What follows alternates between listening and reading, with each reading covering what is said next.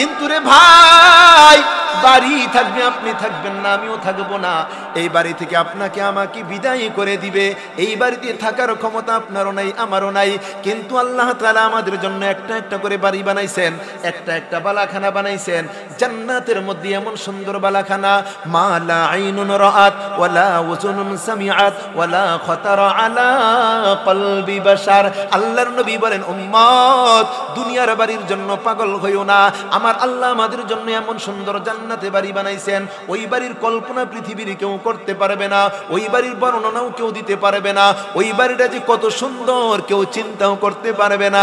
আরে ভাই বাবা, এই দুনিয়ার বাড়ি থেকে আপনাকে আমাকে বিদায় করে দিবে, কিন্তু এত সুন্দর জান্নাত আল্লাহ তাআলা আপনার আমার জন্য বানাইলেন। ওই বাড়িতে আল্লাহ তাআলা আপনাকেও ঢুকাইবেন, আমাকেও ঢুকাইবেন। কিন্তু মনে রাখবেন, খালিদিনা ফিহা আবাদা। ওই বাড়িতে আল্লাহ যখন ঢুকাইবেন আর কোনদিন আল্লাহ বের করবে না, থেকে আর কোনদিন বের হতে হবে না। ও দোস্ত, আমি আপনাদেরকে ছোট্ট করে বলে যাই, এরে যুবক বন্ধু, তোমার আমার প্রত্যেকের জন্য আল্লাহ জান্নাতের মধ্যে বাড়ি বানাইলেন। কিন্তু নবী তো বলেন, উম্মত আমার আল্লাহ তো জান্নাতে বাড়ি বানাইছেন ঠিক, কিন্তু জান্নাতের গেটের মধ্যে একটা তালা লাগাই দিয়েছেন। আর আল্লাহর নবী বলেছেন, উম্মত জান্নাতের গেটের মধ্যে যে তালাটা লাগাই দিলেন, এই তালার চাবি তোমাকে দুনিয়া থেকে নিতে হবে। তুমি যদি চাবি না নিয়ে যাও, তোমার জান্নাতে তুমি ঢুকতে পারবে না। এখন বলেন না, আমাদের চাবিটার দরকার আছে না নাই? চাবিটার দরকার আছে না নাই? এই চাবিটার নাম কি? জোরে বলি না, চাবিটার নাম কি? নামাজ। এ ভাই, যদি নামাজ না নিয়ে গেলাম, চাবিটা যদি না নিয়ে যাই, জান্নাতে যাইতে পারবো না। জান্নাতে যদি না যাইতে পারি, আপনার আমার অবস্থাটা কি হবে? এরে ভাই আমার, সময় তো শেষ বলা যাবে না। ও দোস্ত, নামাজটা কি জিনিস, নামাজটা যে কি জিনিস আমরা তো বুঝি না, আমরা তো জানি না। কারণ এখন তো আমরা কম্পিউটারের নামাজ পড়ি। ইমাম সাহেবের পিছনে গিয়ে আল্লাহু আকবার বলে দাঁড়াইলাম, ইমাম সাহেব কোন সূরা কোন কিরাত পড়ে ওই দিকে আমার খেয়াল নাই।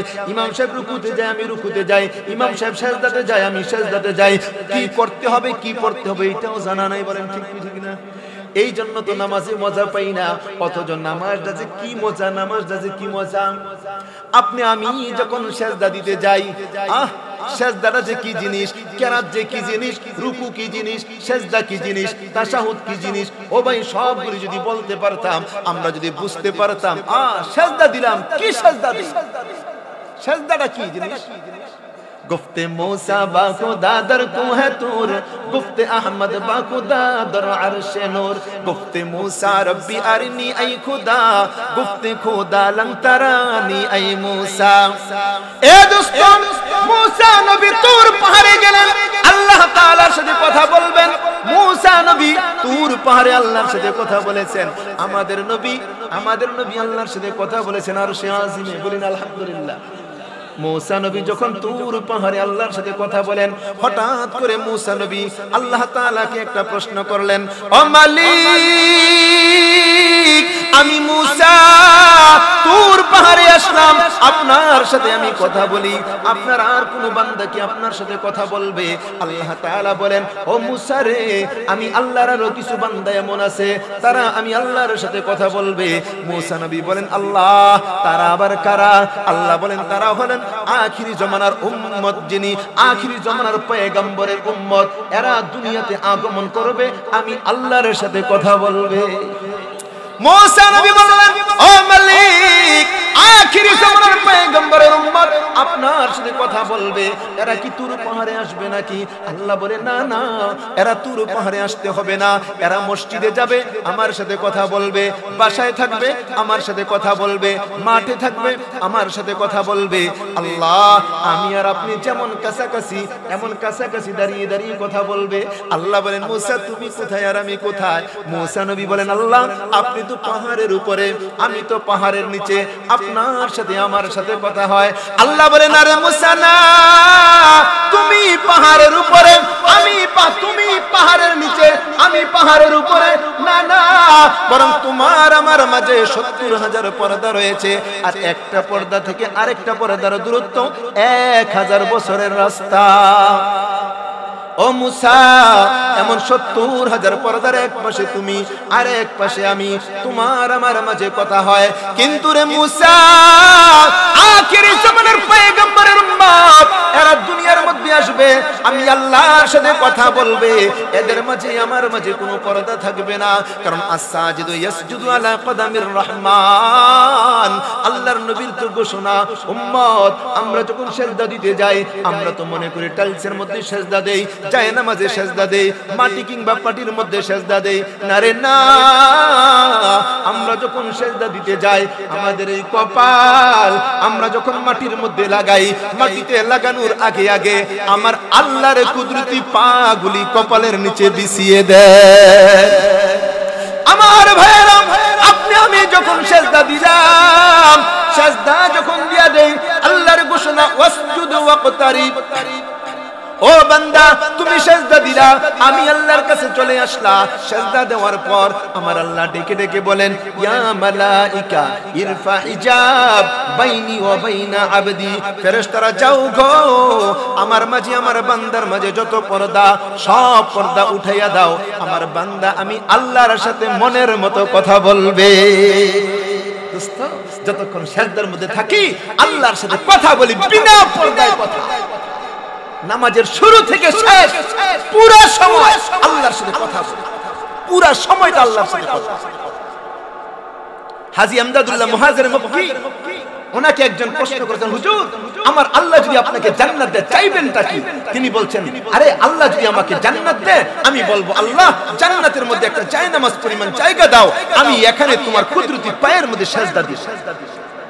হুজুর আপনি জান্নাতে নামাজ চাইবেন, এর কারণ কি?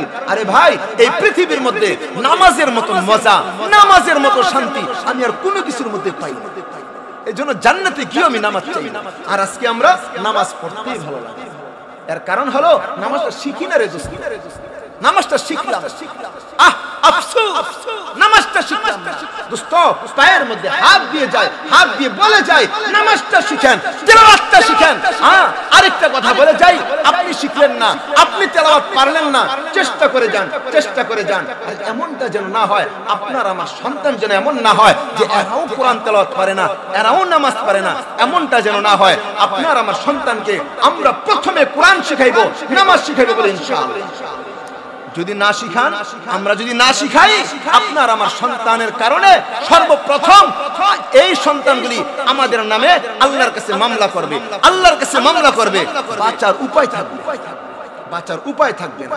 আপনি সন্তানকে আদর করেন, মায়া করেন, মোহাব্বত করেন, সন্তানকে নামাজ শিখাইলেন না, কোরআন শিখাইলেন না, আল্লাহর কসম আপনি সন্তানের শত্রু, আপনি সন্তানের শত্রু, তার ক্ষতি করছে, তার জীবন নষ্ট করে দিয়েছে। একটা সন্তানকে আপনি এমএ পাস করাইলেন, অনেক কিছু শিখাইলেন, কোরআন শিখান নাই, তাকে আপনি মূর্খ রেখে দিলেন। আগে কোরআনটা শিখান, তারপরে স্কুল কলেজ ভার্সিটিতে পড়াইবেন, ডাক্তার ইঞ্জিনিয়ার ব্যারিস্টার বানাইবেন, কোনো নিষেধ, কোনো নিষেধ, আগে কোরআনটা শিখান, সর্বপ্রথম কোরআনটা শিখাইবেন, সর্বপ্রথম কোরআনটা শিখাইবেন, একেবারে শুরুতে, দেরিতে না। অনেকে মনে করে ক্লাস 5-6 এ পড়লে তখন কোরআনটা পড়াইবো, না না, প্রথমে কোরআনটা পড়াইবেন, আল্লাহ কলবের মধ্যে নূর পয়দা করে দিবেন, কলবে নূর পয়দা করে দিবেন। মাদ্রাসায় 3টা বছর পড়াইবেন, বাংলা, অঙ্ক, ইংরেজি, ইতিহাস সব পড়বে, 3য় শ্রেণী পর্যন্ত পড়বে মাদ্রাসায়, কোরআন শরীফ সহি শুদ্ধ করে পড়বে, জানাজার নামাজ শিখবে, জানাজার নামাজের ইমামতি করতে পারবে, মসজিদে 5 ওয়াক্ত নামাজের ইমামতি করতে পারবে, এরপর স্কুলে নিয়ে যাবে, এরপর স্কুল নিয়ে যান, নিষেধ নাই। ডাক্তার হয়ে বলবে আমি আমার বাবার ইমামতি করব, জানাজার ইমামতি। ইঞ্জিনিয়ার ছেলে বলবে আমার বাবার কবরের পাশে দাঁড়াই আমি সূরা ইয়াসিন তেলাওয়াত করব। 3টা বছর আগে মাদ্রাসায় নুরানি, হুজুর নুরানি আছে না মাদ্রাসায়, নুরানিতে পড়াইবেন। আপনি ডাক্তার ইঞ্জিনিয়ার বানাইলেও মাদ্রাসায় পড়াইবেন, হাফেজ আলেম বানাইলেও মাদ্রাসায় পড়াইবেন। যদি না পড়ান আল্লাহর দরবারে ধরা খাইবেন। মাত্র 3টা বছর পড়াইয়া নিয়ে আসবেন মাদ্রাসা থেকে, স্কুল কলেজে দিবেন, কোনো গুনাহ হবে, কোনো গুনাহ হবে না। কারণ ডাক্তার ইঞ্জিনিয়ার আমাদের সন্তান হবে, যে আমাদের গৌরব।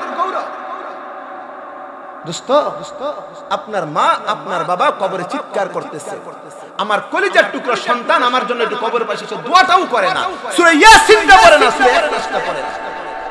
আপনিও কবরে যাবেন, আমিও কবরে যাব, আমরাও আফসোস করব।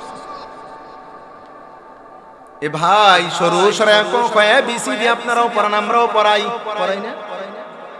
কিন্তু কোন বইয়ে পড়াইবেন? শিশু বাচ্চাদের কোন বইয়ে পড়াইবেন? বাজারের মধ্যে দুই প্রকারের বই।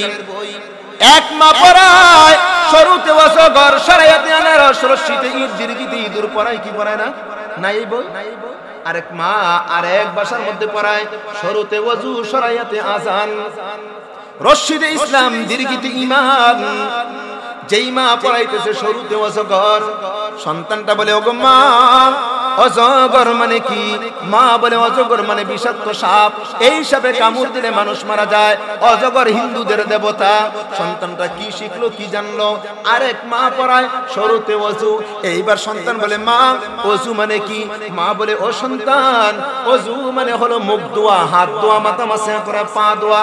সন্তান বলে মা, আমি যদি ওযু করি কি লাভ? মা বলে ও সন্তান, তুমি যদি ওযু করো আমার আল্লাহ তোমার দেহটাকে পবিত্র করে দিবেন। তুমি যখন পবিত্র হয়ে যাইবা, কোরআনটা ধরতে পারবা, আল্লাহর সামনে দাঁড়াইতে পারবা, নামাজ পড়তে পারবা। যখন তোমার দেহটা পবিত্র হয়ে যাবে, আমার আল্লাহ তোমার আত্মা পবিত্র করে দিবেন। কোন বইতে পড়াইবে? সিদ্ধান্ত নিতে। এ ভাই বলতেছিলাম, আমার মা বোনেরা জান্নাতে চলে যাবে মাত্র চারটে আমল করবে। এক নাম্বার, আমার মা বোনরা যদি সময় মতো সুশুদ্ধভাবে 5 ওয়াক্ত নামাজ পড়েন। অনেক মা অনেক বোন এমন করেন, কাজের তাড়নায় যোহর পড়তে পারে না, আসরও পড়তে পারে না। যোহর, আসর, মাগরিব একসাথে পড়ে, মনে আছে না? না না, সময় মতো নামাজ পড়তে হবে। 2 নাম্বার, অসামাত শাহরাহা, রমজান মাসে রোজা রাখতে হবে। 3 নাম্বার, ও আহসানাত ফারজাহা, সতীত্ব হেফাজত রাখা, পর্দায় থাকা। 3 নাম্বার কি? পর্দায় থাকা। এটা একটা মহিলাদের জন্য বড় কষ্টের কাজ না? কষ্টের কাম না? পর্দায় থাকা। পর্দার ওয়াজ করলে মনে হয় না মহিলাদের ওয়াজ, কিন্তু না, আমি বলি পর্দা মহিলাদের ওয়াজ না, পর্দা মহিলার ওয়াজ, পুরুষের ওয়াজ। কারণ আমার মহিলাদেরকে, মা বোনদেরকে পর্দা রাখবেন। মা বোনরা থাকতে পারবে না আপনি যদি না রাখেন। আপনি যদি ঘরের মধ্যে দৌড়ে চলে যান, বন্ধু বান্ধব নিয়ে আসেন, মহিলারা কিভাবে পর্দায় থাকবে? পারবে? পারবে? হুজুর দোয়া করেন সন্তান যেন ভালো হয়, নামাজি হয়, আল্লাহওয়ালা হয়। দোয়া করি, কাজ হয় না। কাজ হয় না কেন? কয় ফ্যাক্টরি ভালো না, মালও ভালো না, প্রোডাকশনও ভালো না। ফ্যাক্টরি ভালো না, মেশিন ভালো না, প্রোডাকশন ভালো না। জানি না রে ভাই, আপনাদের এলাকার মধ্যে আছে কিনা আমার জানা নাই। তবে আমাদের বাড়ি কুমিল্লাতে এমন দেখলাম, অনেক দেখলাম, লাউ গাছটা যখন সুন্দর হয়, এই লাউ গাছের মধ্যে কালো পাতিলা লাগায়, কালো পাতিলার মধ্যে চুনকালি লাগায়। সরিষা ক্ষেত যখন সুন্দর হয়, একটা কালো পাতিলা লাগায়, কালো পাতিলার মধ্যে চুনকালি লাগায়। জিজ্ঞাসা করি, ও ভাই, লাউ গাছের মধ্যে কালো পাতিলা লাগাইয়া চুনকালি কেন লাগাইলা? সরিষা ক্ষেতের মধ্যে পাতিলা লাগাইয়া চুনকালি কেন লাগাও? ও হুজুর, এই জন্য লাগাই, এই সুন্দর গাছটা দেখলে মানুষের নজর লেগে যায়। আর যদি মানুষের নজর লাগে, এর থেকে যে ফলনটা হবে, ফলনটা ভালো হবে না। আছে আপনাদের এলাকা? হ্যাঁ, আপনাদের এলাকায় আছে। আর ভাই, সুন্দর জিনিসের মধ্যে মানুষের নজর লাগতেই পারে। আর নজরু হাক্কুন, নজর লাগতেই পারে। নজর যদি লেগে যায়, কারণ এই সমাজের মধ্যে এমন কিছু কুলাঙ্গার মানুষ, যাদের দৃষ্টি বড় খারাপ, যাদের চাহনি বড় খারাপ, এদের দৃষ্টি যদি লেগে যায়, এদের নজর যদি লেগে যায়, ভালো ফলন হবে না, ভালো ফলন হবে না। তবে মনে রাখবেন, আমার মা বোনদেরও ফলন হয়, মা বোনদেরও সন্তান হয়। এই মা বোনদের যখন সন্তান হয়, এরা যখন বেপরদায় চলে, বেপরদায় যাওয়ার কারণে অনেক কুলাঙ্গার মানুষ এমন আছে, যাদের দৃষ্টি খারাপ, যাদের নজর খারাপ। এদের নজর যখন পড়ে যায়, নজর পড়ার কারণে পেটের ফলনটা নষ্ট হয়ে যায়। এই সন্তান কোনদিন আল্লাহওয়ালা হয় না, এই সন্তান কোনদিন হাফেজ আলেম হয় না। বলেন ঠিক কি ঠিক না? বেজার হলেন? এ ভাই, আর একটা ছোট্ট কথা বলে যাই। সাগরের মধ্যে শামুক আছে 2 প্রকার। শামুক আছে কয় প্রকার? একটা আছে ঝিনুক, এটা 2 প্রকার। এক প্রকারের ঝিনুক সাগরের মধ্যে বাসে, বাসতে বাসতে কিনারার মধ্যে আসে। যখন কিনারার মধ্যে আসে, কাকে ঠোকর মারে, বকে ঠোকর মারে, এই ঝিনুকগুলি পচে যায়, দুর্গন্ধ বের হয়ে যায়। মানুষ হাঁটাচলা করার সময় পা পর্যন্ত কেটে যায়, আছে না নাই? কিন্তু ওই সাগরের মধ্যে আরেক প্রকার শামুক, আরেক প্রকার ঝিনুক। এই ঝিনুকগুলি কোনোদিন সাগরের মধ্যে বাসে না, বাসতে বাসতে কিনারার মধ্যে আসে না, কাকে বকে দেখে না, ঠুকরও মারতে পারে না, এগুলি পচে না, এগুলি থাকে সমুদ্রের তলদেশে। আলহামদুলিল্লাহ, যেগুলি বাসে না, কিনারায় আসে না, কাকে বকে দেখে না, এই ঝিনুকের মধ্যে আল্লাহ তাআলা দামি একটা জিনিস দেন, সেই জিনিসটার নাম হলো মুক্তা। বলেন ঠিক কি ঠিক না? সাগরের তলদেশে থাকে, তার মধ্যে মুক্তা হয়। আমাদের মা বোন যারা আছেন, আমাদের দেশের মধ্যে মা বোন এরাও দুই প্রকার। কিছু কিছু মা বোন আছেন, এরা রাস্তার মধ্যে আসে, মার্কেটের মধ্যে গিয়ে বসে, আছে না নাই? রাস্তার মধ্যে আসে, মার্কেটের মধ্যে বসে, আর ওই মার্কেটের মধ্যে আমাদের কিছু কাকমার্কা বকমার্কা মানুষ আছে, এরা আপা ম্যাডাম করে ডাক দে, আবার এইভাবে আরে আরে তাকায়, আছে না নাই? এদের চাহনির কারণে মা বোনদের পেট নষ্ট হয়ে যায়, মা বোনদের সবগুলি নষ্ট হয়ে যায়, এদের থেকে ভালো কিছু আশা করা যায় না। কিন্তু এই সমাজের এমন কিছু মা বোন আছেন যারা রাস্তার মধ্যে যায় না, মার্কেটের মধ্যে গিয়ে বসে না, আর কুলাঙ্গার মানুষগুলি এদেরকে দেখে না, কেউ এদেরকে দেখে ঠাট্টা মশকারিও করতে পারে না, এরা থাকে গভীর পর্দার মধ্যে। আল্লাহর মেহেরবানি, আল্লাহর মেহেরবানি, ওই পর্দানশীল মা, পর্দানশীল বোনদের পেট থেকে আমার আল্লাহ আব্দুল কাদের জিলানীর মতন আল্লাহওয়ালা তৈরি করে দেন। আল্লাহ তাআলার কাছে দোয়া করি, মালিক এই এলাকার প্রত্যেকটা মা বোনকে তুমি আবেদা সালেহা বানাও, আল্লাহ পর্দাওয়ালা বানাও, নামাজি বানাও। জুড়ে বলি না আমিন। যেই মা বোনগুলি মাত্র 4টা আমল করবে জান্নাতি, 1 নাম্বার নামাজ পড়বে, 2 নাম্বার রোজা রাখবে, 3 নাম্বার পর্দায় থাকবে, 4 নাম্বারটা তো বলাই যাবে না, অনেক কঠিন কাজ, এটা বলার দরকার নেই।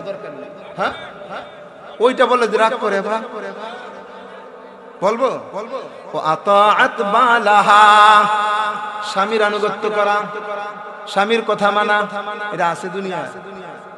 হ্যাঁ রে আল্লাহ, স্বামীর কথা মানা কত কঠিন একটা কাজ, কঠিন একটা কাজ।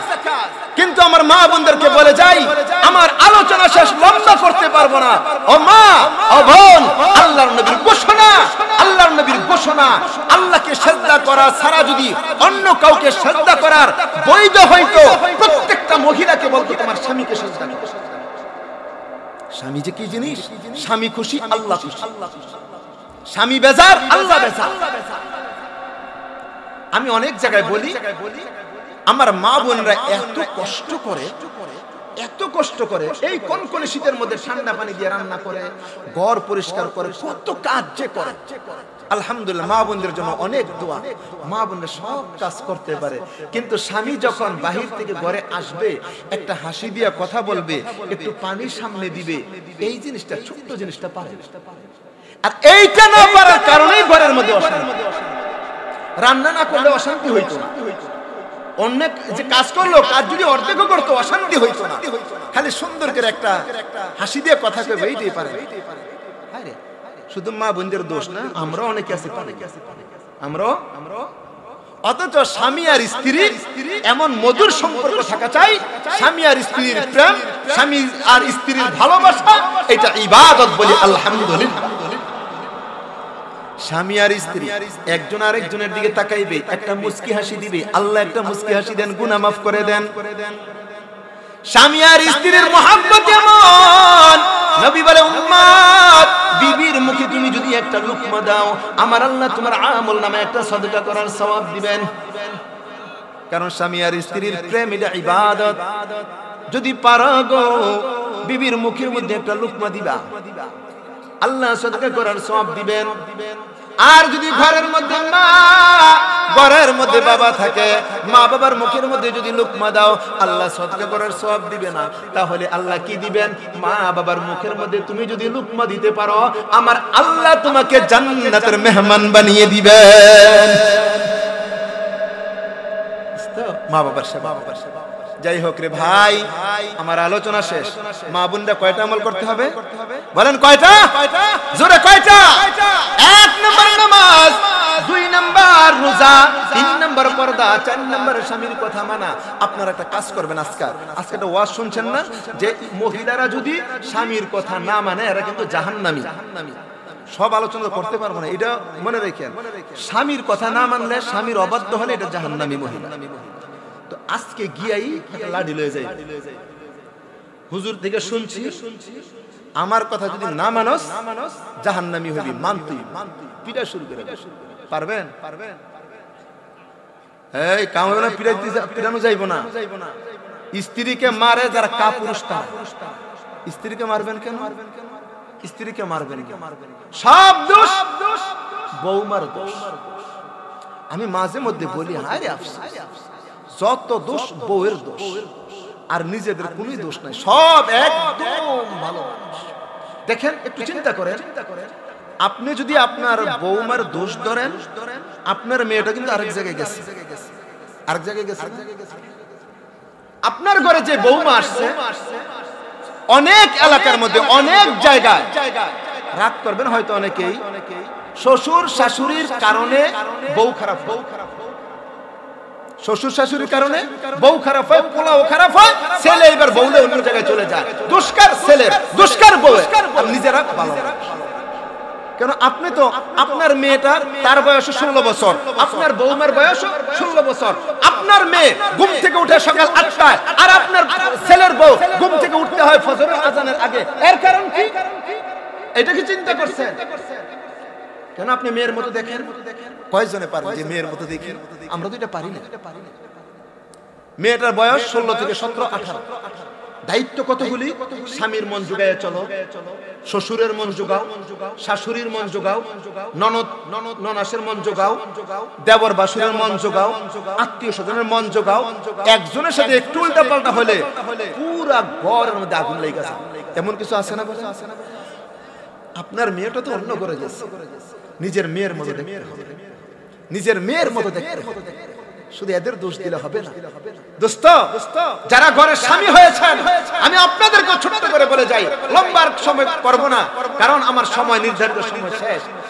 আমাদের দেশের মধ্যে এমন হয়, কোনো অনুষ্ঠানের মধ্যে মুরব্বীদেরকে দাওয়াত দেয়, বিয়ের মধ্যে প্রত্যেক বাড়ি থেকে একজন একজন মুরব্বী দাওয়াত দেন। আপনাদের এলাকা আছে না? এটা আমাদের কুমিল্লাতে আছে। বিয়ের অনুষ্ঠান, একজন একজন মুরব্বী দাওয়াত দেয়। তো যেই দিন মুরব্বীর দাওয়াত খাইতে যায়, বিয়ে খাইতে যায়, তো বলে আজকে তো আমি দাওয়াত আছে। তোমার দাওয়াত আছে, আজকে বাজার টাজার করার দরকার নাই, একটু শুটকির ভর্তা, শাক টাক রান্না কইরা মহিলারা খাইয়া ফেলে। এমন আছে না? আপনাদের এলাকায় আছে। কিন্তু আমরা এটা যে করি, ঠিক করি না। আমরা কি করি জানেন? রাগ করবেন বলে ফেললে, এই যে মনে করেন মাহফিলে একটু ভালো ভালো খাওয়ান না আপনারা? আজকে তো মাশাআল্লাহ অনেক খাওয়াইছে।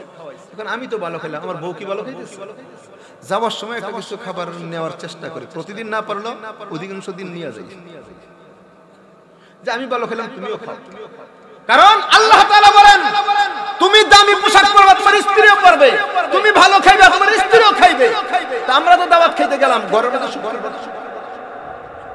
হ্যাঁ, যদি আপনি আদর্শ স্বামী হন, দাওয়াত খাইতে যখন যাইবেন, বলবেন আমি তো ওই বাড়িতে দাওয়াত খাইতে যাইতেছি, আমি গেলে মুরগির রোস্ট খাওয়াইবো, গরুর রেজালা খাওয়াইবো, পায়েস পোলাও অনেক কিছু খাওয়াইবো।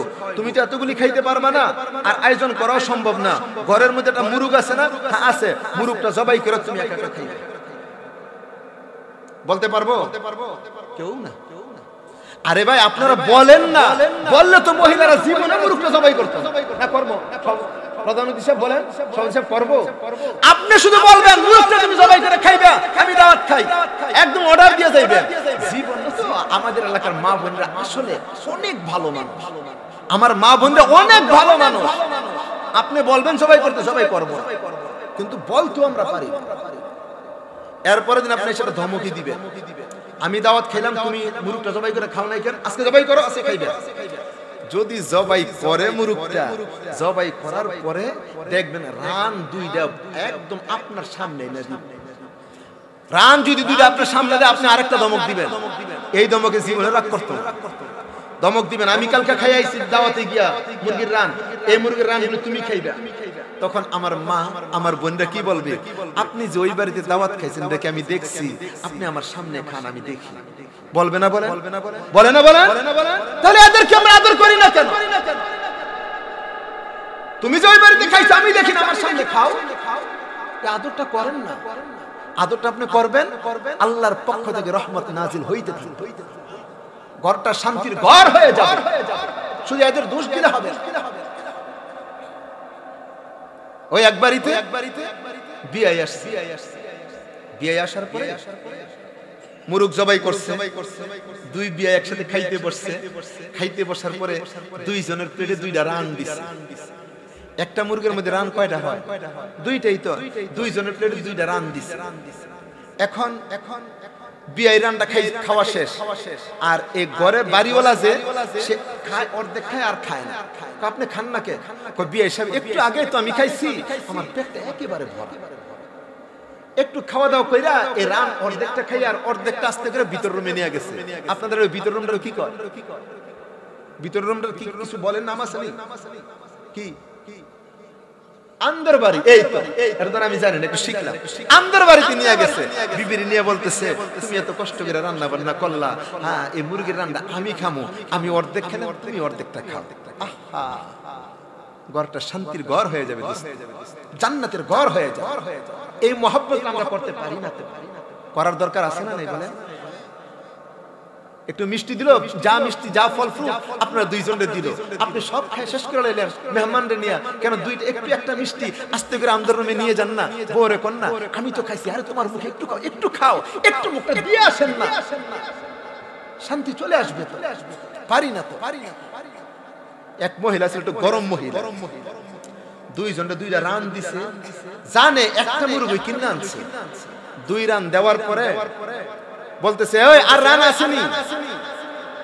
ঘরের মহিলা তো একটু মেজাজটা ছিল করা, সিন্দার তুমি একটা মুরগ কিনলা, দুইটা রান দিলাম, দুইজনে মিলে খাইলা, আবার তুমি রান চাও?